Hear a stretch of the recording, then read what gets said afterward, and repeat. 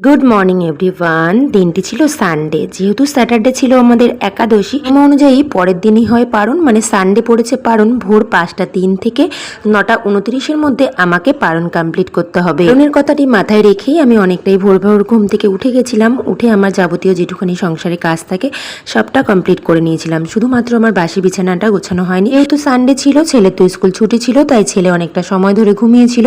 ওই জন্য ওকে আর ডাকিনি। ও যদিও বা 8:30টায় ঘুম থেকে উঠে গেছে, যদিও বা সেই মুহূর্তে আমি বাসি বিছানাটা গোছানোর জন্য সময় বা সুযোগ কোনোটাই পাইনি। এখন ওই ঘড়িতে টাইম 11:30 মতো, আর এখনই আমি চলে এসেছি বাসি বিছানাটা গোছানোর জন্য।